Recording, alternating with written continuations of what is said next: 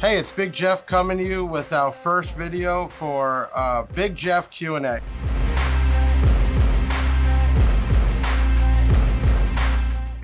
So I'm going to start off with some questions that I see that come in my store all the time, and also stuff that we see with messages from people with our online shop.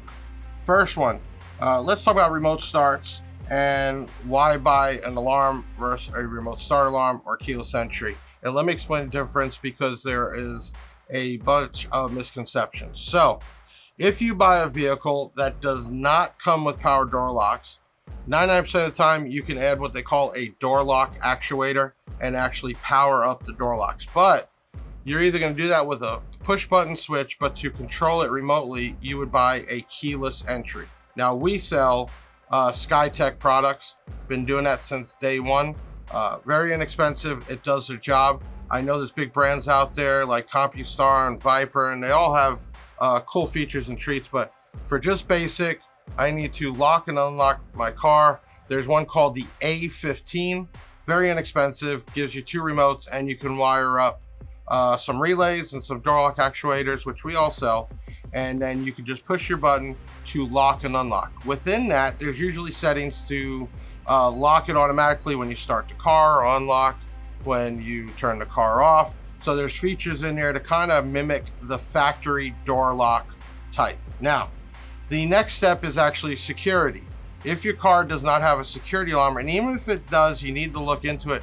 Most of those will only work like if somebody broke your window, reached in and unlocked the door, it would then go off. They don't come with a motion sensor or a shock sensor. So basically if somebody did just reach in or smash the window and grab something, you would never know till you got back there. So in this case, aftermarket, you would step up to a keyless entry car alarm or car security. What this means is it will give you the features to lock and unlock if you have power door locks or if you added power door locks. And then it would come with a siren. It would then come with a shock sensor. You can also add on a motion sensor, like if you reached in, or a sun top. You can then add on many sensors, from tilt sensors, like if the car was tilted, or a motion detection, or you could add on another shock type. So if somebody opened the car or they broke the glass or they reached in, you can protect it. The alarm would go off. And then there's another feature, which would be starter disabled. And that is all included. You just have to wire it up. And that would mean when the alarm is armed, even if you had the key, it would not be able to start up. So that is a good feature, along with your keyless entry, along with your security.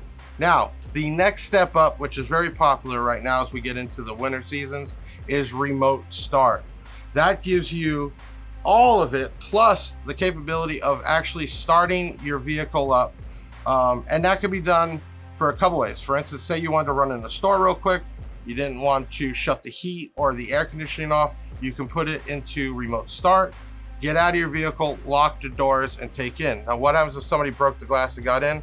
Well, there's a bunch of security features there, like if they don't put the key back in the ignition because you took it with you, at that point, as soon as they hit the brake, it would stall the vehicle out.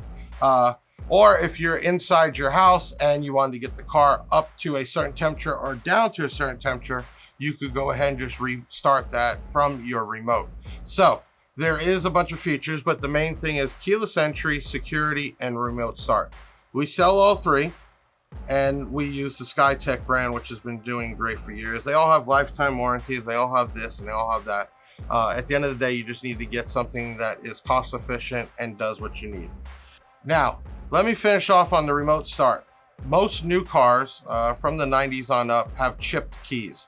Some of y'all know if you ever lost your key and you had to pay extra money because you couldn't just go get a copy of a key, there's actually a chip or a frequency like an RF.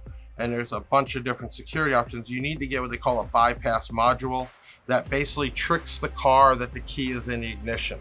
So when you get into this, I probably recommend going to your local installer. You can get all your parts, bring it to them, or just buy it there. And this way, when you go to remote start your car, the car thinks the key is in the ignition, even though it's not in there. But there are security features still to stop anybody from taking the vehicle. Now, next biggest question we get is how to pick an amplifier. I can't tell you how many times people will stand in here and for an hour going back and forth, And here's the main things, which drives me nuts because I always ask them. How much power do you need? What is your budget? And what are you hooking it up to? So how much power you need is very important because you want to match RMS ratings, right? So if you have two 500 watt speakers, RMS, you then need a 1,000 watt amplifier. So if you're shopping for an amplifier, you'd be looking for 1,000 watt RMS. Now, you can go higher than that because you can always gain it down, but you never want to go lower than that because then you just have to max out the amp and you're going to have distortion, which in return can blow your speakers much quicker. Next thing is always budget. If I had $1 for everybody that came in the store and said, oh, money's not an option, and then I try to quote them on a 2,000 watt amp made in Korea for, I don't know, $800, like, oh, no, that's too much. Budget is key. So when you're buying either from your stereo shop or you're online, and when you buy from online, you have multiple options, there's a budget in your head set. How much do I want to spend? Do I want a entry level, mid, or high end? Am I brand savvy and I just want a particular brand? That's up to you, but you have to set a number. Do I want a $100 amplifier? Do I want a $200 amplifier? Do I want a $1,000 amplifier? Finally, you need to know, what are you hooking it up to? I have so many customers that come in, they don't even know what the model number of the speakers are. They just said, well, I think it's 1,000 watts. And then I asked, well, is it a dual voice coil or a single voice coil? I'm not really sure. I think it's a dual. Okay, well, there's a big difference. Is it 2 ohm or 4 ohm? I think it's 4 ohm. Well, when you buy amplifiers, they're rated in ohms. That's the resistance. And some amplifiers can play a higher ohm, less resistance, but you get less power. And then other amplifiers cannot go any lower than what they're specified at. So the problem with that is you can't just buy an amplifier that is a 2 ohm rated amplifier, let's say, and you're hooking up 2 dual 4 ohm speakers, which wires down to 1 ohm. Guess what? The amp is going to heat up, could go into Protect, and even if it did play, it's not going to play long. So you need to find out first, what kind of woofers or speakers am I working with? How much power do they need? How much money do I want to spend? And then the ohms is very important. Now, if you're not sure, get the information of the product you have, and then you could always email that in, or you can ask the sales rep, but you need to find it out. But don't just pick things because it looks cool, or your friend said this is the best thing, or that's the best thing. Match it up to what your price or your pocket is, and what is going to work directly with your budget. Finally, let's come up with another question that comes out all the time. Do I need extra batteries? Okay, well, let's try to explain this as simple as possible. You have an alternator and you have a battery in the vehicle. The battery in the vehicle is made to solely first start your car, and that's why they are rated in cold cranking amps when it comes to factory batteries. And it says at sub-0 degrees, how many cranking amps will it produce? Well, in the car world, we don't rate it like that. We rate it amps per hour. How many amps of power per, how many amps of electricity will it make or be able to supply per hour? I know that sounded kind of weird, but it's simple. If you have a 100 amp alternator and your vehicle says it takes 80 amps just to run when you have your lights, AC, and windshield wipers on, that really means you only have 20 amps left of power. And if you're looking at your amplifier and it's rated around 60 amps or so, well, you're short 40 amps. That's where you're gonna have the power and the lights and everything else flicker.